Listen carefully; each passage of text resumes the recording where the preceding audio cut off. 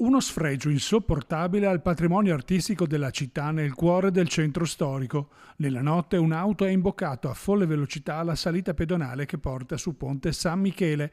Risultato? L'imponente colonnina paracarro in pietra travolta e divelta. Il muro di contenimento laterale del ponte è completamente abbattuto per una decina di metri. Uno dei 3 giovani occupanti è rimasto ferito e trasportato in codice giallo all'ospedale San Bortolo.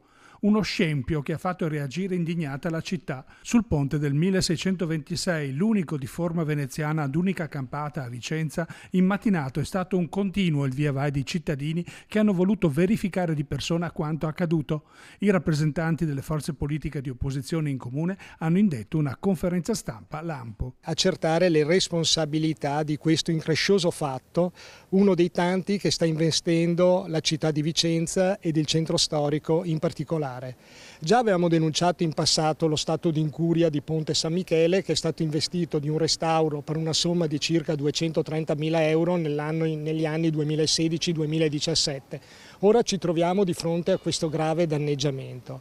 I problemi sono altri anche, il problema è un mancato presidio del territorio. Le forze dell'ordine stanno facendo la loro parte, non mi sembra che l'amministrazione stia facendo altrettanto. E poi anche chiedere che chi ha sbagliato risarcisca, perché questo è un danno importante, qui siamo sicuramente intorno ai 100.000 euro di danni. Un ponte restaurato da pochi anni, su cui abbiamo voluto, contro gli atti vandalici, installare qualche anno fa una telecamera che spero aiuti a ricostruire l'accaduto delle ore di questa notte. Bisogna capire prima la dinamica e poi eventualmente tirare le conclusioni. La cosa che però dico è che non passi che a Vicenza regni l'impunità, che tutti possono fare quello che vogliono, perché questo sarebbe veramente inaccettabile. La dinamica di quanto accaduto è tuttora al vaglio delle forze dell'ordine. Inizialmente era stato ipotizzato un collegamento con i festeggiamenti per la fine dell'anno scolastico di molti studenti. L'eventuale fuga all'impazzata per sfuggire ad una rissa. Resta il fatto che l'auto non poteva transitare qui, tantomeno ad una velocità inaudita che poteva portare ad un epilogo ancora più tragico.